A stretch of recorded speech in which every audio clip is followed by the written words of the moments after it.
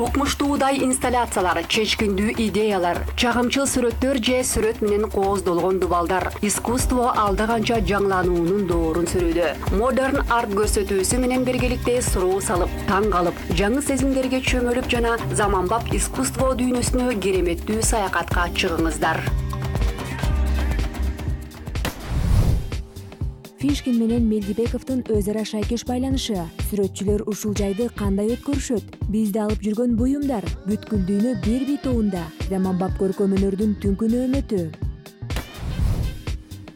Көркөм өнөр тили ушунчалык ийкемдүү болгондуктан ар кыл чыгармалардан анын жалпы тамырын табууга болот. Эгерде жеке көргөзмө болсо бул монолог, биргелешкен көргөзмө диалог болуп саналат. Бир арт мейкиндиктеги эки сүрөтчү өз ара жана көрүүчүлөр менен чексиз баарлашууга жөндөмдүү. Мындай өз ара чыгармачылык байланышты казакстандык Эрбосын Мелдебеков менен Словениядан келген сүрөтчү Вадим Фишкин тапкан.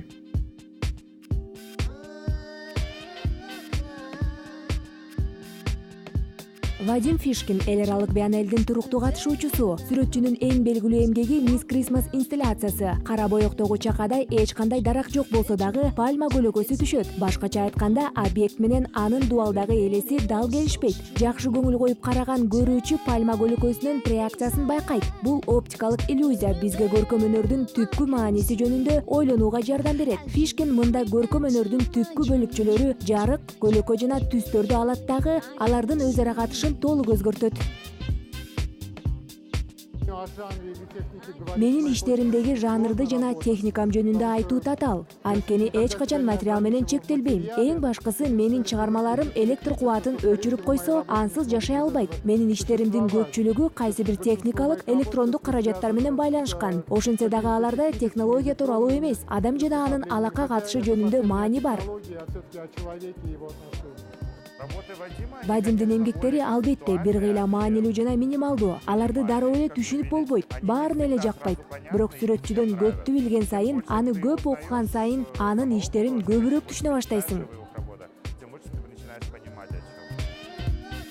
Эгерде Фишкиндин иштери бул жаңы технология болсо, Эрбосын Мелдебеков тарыхый изилдөөлөргө көңүл бурдурат. Мисалы, Гиндикуштагы жыл мезгил инсталляциясы Афганистандагы акыркы 60 жыл ичиндеги саясий режимдин алмашуусу тууралуу айтып берет. Ал эми трансформер жана педесталь долбоорунун сүрөтчүсү Борбордук Азиядагы монументтер тарыхын изилдейт. Мелдебеков аларды оюн түрүндө көрсөтөт. Атап айтканда, жыгач конструкторлордун бирин-бирин алмаштырган эстеликтерди кураштырууга болот.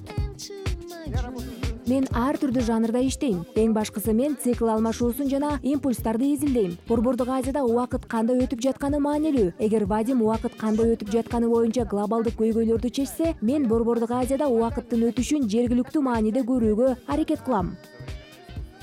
Заманбап көркөм өнөр дайыма коомдун маанайын көрсөткүчү болуп саналат. Ал болуп жаткан окуяларды көрсөтөт. Анан биз Эрболдун иштеринен көптөгөн социалдык себептерди көрүп турабыз. Мындай караганда эки авторду бир экспозицияга кантип бириктирүүгө болот деген суроо жаралат. Сүрөтчү постконцептуалист Вадим Фишкин көркөм өнөр табиятын изилдөөдө анын чыгармаларында жергиликтүү контекст жок. Алар география жана чек ара түшүнүгүнөн дээрлик четтетилген. Мелдебеков болсо аймактык маселелерге байланган. Борбордук Азияда болуп жаткан саясий жана социалдык өнүгүү анын изилдөөсүнүн эң башка объектиси. Ал тарыхый документтер, улуттук баатырлар, табият жана архитектура боюнча башкача ой жүгүртүп түшүнөт. Бирок эки сүрөтчүнүн чыгармачыл байланышын жокко чыгарууга болбойт дешет арт сынчылар.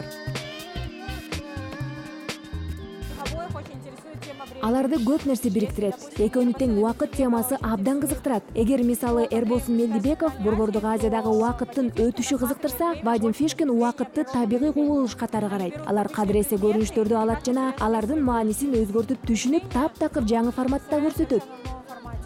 Бизге тааныш көрүнүштөрдү башкача көз карашта берүү эки сүрөтчүнүн тең маселеси. Авторлор өз изденүүлөрүнүн натыйжасын ар түрдүү скульптурада, инсталляцияда, перформанс үлгүсүндө сунушташат. Бирок ар бир эмгекте поэтикалык жана юмордун белгилери камтылган. Мисалы, Фишкиндин чоюлган убакыт эмгегин алсак, ал сааттын жебеси үлгүсүндө берилген.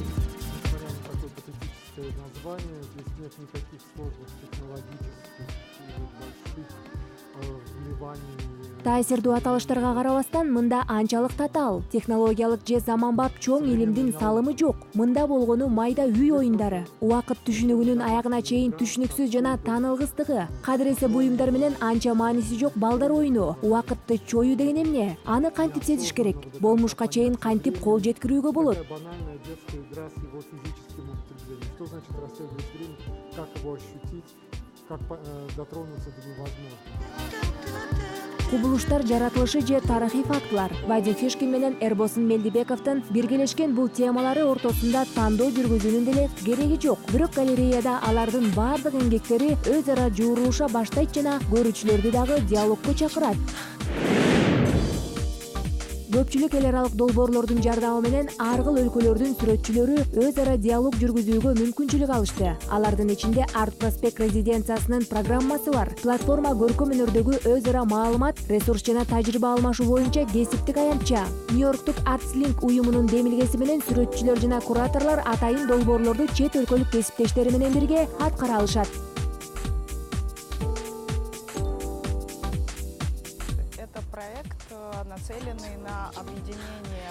Бул долбоор Казакстанга жакын 10 мамлекеттен сүрөтчүлөрдү, кураторлорду, урбанисттерди, изилдөөчүлөрдү бириктирүүгө багытталган. Ал мамлекеттер арасында Армения, Белоруссия, Украина, Азербайжан, Кыргызстан, Тажикстан бар. Долбоордун чоң бөлүгү бул заманбап маданият жаатындагы адистер ортосундагы тажрыйба алмашуу. Проекта — это обмен опытом между специалистами в области современной культуры. Долбоордун максаты маданияттын стандарттуу концепцияларын кайра карап чыгуу, ошондой эле көркөм чечимдер коомдук өз ара аракеттенүүгө жана оң өзгөрүүлөргө түрткү болоорун көрсөттү. Изилдөө жүргүзүүгө болот, кандайдыр бир долбоор түзүүгө, кайсыл бир паблик арт долбоор жасоого, коомдук иш-чара, көргөзмө, объект жана башкаларды уюштурууга болот. Кабыл алуучу уюмдар билдирүүдө көрсөткөн сенин идеяңды жана сени колдоого алат. Ар бир резиденциянын түзүмү кабыл алуучу уюмдардын жана чакырылган сүрөтчүлөрдүн кызыкчылыгына жараша аныкталган. Программа резиденттерге жергиликтүү чыгармачыл коомчулук жөнүндө көбүрөөк билип, өзү тууралуу жана өзүнүн маданияты жөнүндө жергиликтүү аудитория менен маалымат бөлүшө алат.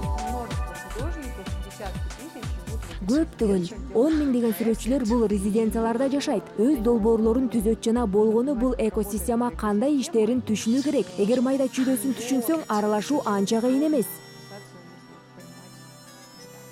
Казакстандык сүрөтчү Зоя Фалькова бул жылы резиденциялар программасына катышты. Алгач ал Киевке жөнөйт, андан кийин АКШ шаарларынын бирине барат. Өзүнүн чыгармачылыгы тууралуу Зоя азыркы заман түшүнүгүн долбоорлорго негиз кылып алаарын айтат. Долбоор алкагында бул эки сапарга Фалькованын чоң пландары бар. Будет несколько публичных мероприятий, я, вероятно, расскажу. Бир нече коомдук иш-чара өткөрүлөт. Мен анда Казакстанда жана Борбордук Азиядагы заманбап көркөм өнөрдө эмне болуп жатканын айтып берем. Өзүмдүн иштеримди көрсөтөм. Мүмкүн ар кандай талкуулар болот. Анткени азыр алардын күн тартибинде бир нече феминисттик, олуттуу маселелер бар. На повестке есть несколько феминистских очень серьезных вопросов. Казакстандан арт-дуэт Мария Вилковская менен Руфия Жанарбекова дагы программага катышат. Алардын резиденциясы Эреван болот. Эки сүрөтчү Армения борборунда өз долбоору үчүн материал чогултууну болжол кылышат. Биз негизи Шалазайн деп аталган журнал түзүп жатабыз. Ал заманбап көркөм өнөргө арналат. Менимче биз өз кесиптештерибизден интервью алууну улантабыз. Биринчиден сүрөтчүлөрдөн, экинчиден институттардан. Анан биздин республикадагы микро институттук деңгээлде эмне болуп жатканын жазабыз. Казакстандык авторлор өздөрүнүн чыгармачыл дүйнөсүн башка өлкөлөргө байытып жүргөн чакта Казакстанга резиденттер программасынын алкагында Белоруссия менен Армениядан сүрөтчүлөр келет. Биз бул жылы бир гана сүрөтчүлөр эмес, кураторлорду дагы чакырууну чечтик. Тигран Амрян бул куратор. Биз ал казакстандык сүрөтчүлөр менен таанышса деп ойлойбуз. Мүмкүн кийин иштерине аларды катышууга чакырат. Сергей Кравченко кесиптештери менен келет. Ал сүрөтчүлөр билими боюнча архитекторлор жана алар коомдун мейкиндиги менен иштешет. Художники, они по образованию архитекторы и работают с публичным пространством. Көркөм өнөрдө чек ара жок. Муну сүрөтчүлөр башка өлкөнүн маданиятына салым кошо алган кызматташуу программаларды тастыктап жатат. Ыктымал катышуучулардан кайрылуулар улам көбөйүүдө. Бул демек заманбап көркөм өнөр жааты жаңы эргүү булактары менен толукталат дегенди билдирет. Заманбап көркөм өнөрдүн жолу дагы акыл жеткис. Мисалы режиссердун каалоосу менен портфель же кемсел сахна жылдызы болуп калышы мүмкүн. Second Hand деп аталган спектакльде ролдор ушундай бөлүштүрүлгөн. Көңүл борборунда жансыз буюмдар. Авторлор бул фантастика эместигин, күнүмдүк турмуштагы кырдаалдан чыгуу жолдору экендигин белгилешет. Second Hand это куча одежды, которая позволяет... Second Hand бул үйүлгөн кийим. Аларды кийип көрүп, башка ролду, чоочун тагдырды, чоочун элести өзүнө байкап көрсөң болот. Мында терең философиялык теманы, алгачкы адамдык касиетти жоготконубуз жөнүндө ойду козгойт. Анан биз Second Hand кийилген кийимдерди колдонобуз. Негизи тема кайталанма ой жүгүртүү, кайра пландалган аң сезим, идеялардын кайталанышы. Негизи адамзаттык идея бузулган, жоготулган. Биз кимбиз? Эмнебиз? Эмне үчүн жаралдык? Башка сапаттар кайсыл бир кезде башка идеяга алмаштырылган, кайсыл бир чоочун аң сезимге алмаштырылды. И некогда была заменена на другую идею, на чужеродный некий разум. Бул аң сезимдүү адамды эрксиз керектөөчүгө айландырат. Адам буюмга көз каранды болуп калат. Консумеризм же көзөмөлсүз керектөөчүлөр жашоо үлгүсү көркөмөнөр ишмерлеринин эч жактан бери тынчсыздандырып келет. Бул темага дайыма кайрылышып, материалды берүү ыкмасы жана таасир этүү жолдорун өзгөртөт. Бирок бул көйгөйдү жоюуга болгон бардык аракеттерге карабастан, ал дагы деле олуттуу маселе бойдон кала берүүдө. Впервые спектакль Second Hand появился в 2002 Биринчи жолу Second Hand спектакли 2002 жылы пайда болгон. Анда дагы буюм өкүмү, буюм кордук жөнүндө болгон. 2000 жылдын башында бул таптакыр башка мааниде болчу. 18 жыл өттү. Бүгүн мен таптакыр башка спектакль көрдүм. Музыкасы, идеясы ошол бойдон калса дагы, бирок көрсөңүз, ал коомду кандай өзгөргөн. Анткени биз накта Second Hand жөнүндө эмес, биздин жан дүйнөбүздүн коркунучтуу түрдө материалдашып кетүүсү жөнүндө сөз кыла баштадык. Дүйнөдөгү материалдык үстөмдүк жөнүндө айтып жатабыз. нашего духовного мира, об этом засилии материального в мире. Биздин инсандыгыбыз бир жүк чокой түрүндө кайда жоголот? Суроо мына ушунда. Оюнга драматизм кошуш үчүн авторлор демониция элесин ойлоп табышкан. Анын пайда болушу менен сахна каармандарында дүрбөлөң түшүү жана акылдан азуу болот. Анын кылдат башкаруусу менен азгыруу учурлары өтөт. Чүпөрөктөрдү азгырык сыноосунан өтө албаган сүрөтчү бизнесменге айланат. Ал эми булгары дипломаттын ээси, мамлекеттик кызматкер болгусу келет. Это некая темная сущность. Бул кооптуу нерсе. Ал кадыреси адамдар жалпы көпчүлүк артынан кууп сатып ала турган буюмдарды жаратат. Анан ал биздин укмуштуудай сезимдерибиз менен азыктана баштайт. Биздин жан дүйнөбүздү соруп алат. Эмоциями, высасывает из нас. Керектөөчүлөр темасы боюнча ой жүгүртүү би жанрында өтөт. Самрук театры үчүн бул бир кыйда татаал сыноо. Алардын күчтүү жактары актердук чеберчилик эмес, хореография болуп саналат. Андыктан спектаклдын түзүүчүлөрү башынан эле сын пикирге эле даяр болушкан. Это профессиональные танцовщики, но актеры не профессиональные. Булар кесипкөй бийчилер, бирок кесипкөй актерлор эмес. Спектакль кантса дагы драматургия пластикалык чыгарма. Биз мындай бийчилердин толук бийчилик талантын көрсөткөн жокпуз. Биз балдардын дарамети жетишинче көрсөтөбүз, бирок алардын бийде мүмкүнчүлүгү көбүрөөк. Бизде теманы ачуу, спектаклдын идеясын ачуу максаты бар болчу жана өзүбүздү жаңы багытта байкап көрүүнү ойлонгонбуз. У нас была задача раскрыть тему, идею спектакля и попробовать себя в каком-то новом направлении. Казакстанда бий театрлары анча көп эмес, ошондуктан Самрук койгон оюн дароо көрүүчүлөрдүн көңүлүн бурду. Чыгармачылык тажрыйбаларга ачык көрүүчүлөр чөйрөсү бийчилердин майда чүйдө актердук кемчиликтерин кечирүүгө даяр. Анын үстүндө ал жөн гана салына турган иш.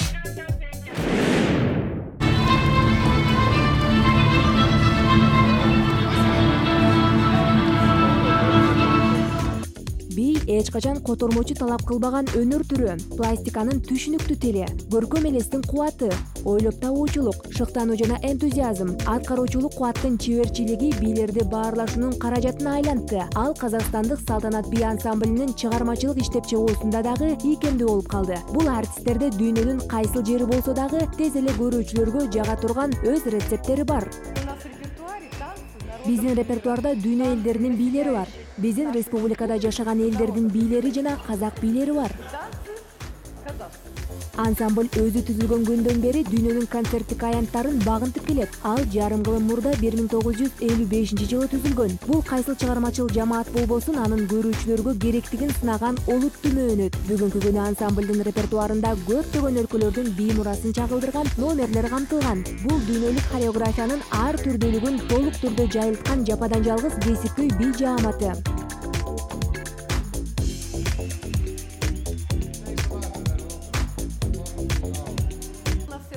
профессионалы. Бизде бардык бийчилер өз ишинин чеберлери. Алар өз кесибин сүйөт. Концертте толук күчүн жумшашат. Алар орточо 32 жашта, кичүүлөрү 17 жашта. Ошондуктан бизде иш абдан көп жана менимче биздин ансамблдеги басымды көтөрө алгандар гана иштеп кете алат. Бизде жумуш абдан оор. Репертуарда 150 бий номери жана 2 спектакль бар. Держатся такие нагрузки, как у нас в ансамбле. У нас очень большие нагрузки. В репертуаре только 150 номеров и 2 спектакля. Чет өлкөлүк көрүүчүлөр Салтанат ансамблинин концертин көрүү тааныш эмес өлкөгө барып, анын эли менен таанышууга барабар экенин белгилешет. Кытай, Түркия, Индия, Орусия, Бельгия, АКШ мамлекеттери боюнча гастролдо бул жамааттын чыныгы элдик экенин көрсөттү. Алар кайсы өлкөдө болсо дагы жакшы кабыл алынат. Биз бардык жерде бүткүл Казакстан боюнча оюн коебуз. Негизинен опера театрларында чоң концерттерди беребиз. Азыркы учурда бизди Орусияда, Ростов-на-Дону шаарында күтүп жатышат. Буга чейин Америка, Түркия, Кореяда болдук. Аларды санасак көп эле болот. Бизди бардык жерде жакшы кабыл алышат. Я знаю, что ансамбль выступает. Бул ансамбль чет мамлекеттерде дагы чыгаарын билем. Буга көрүүчүлөр катары алардын кийимдери концертти жагат. Ансамблдин жетекчилерине чоң рахмат. Большое спасибо руководителю ансамбля.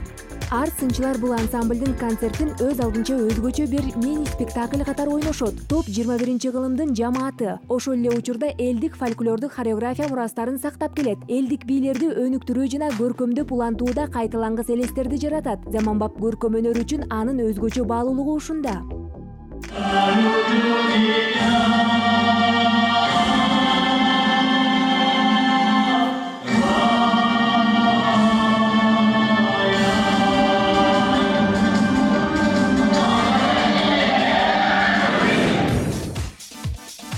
Көркөм чыгармаларды күнү түнү көрүүгө мүмкүнбү? Кайсыл бир деңгээлде болот?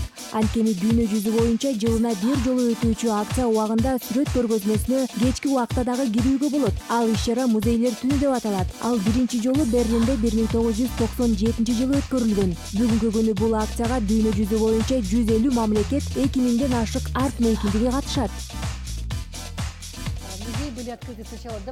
Алгач музейлер жумушта иштегендерге экспонаттарды көрүүгө мүмкүнчүлүк берүү кечки саат 8-9га чейин ачык болгон. Анан ал акырындык менен музейлер түнүнө айланат жана көп музейлер түнкү саат 12ге чейин эшигин жаппайт. Биздин музей түнкү саат 2ге чейин иштейт. Бул көркөм өнөр сүйүүчүлөрдүн баарына биздин жыйнактар менен таанышууга шарт түзөт.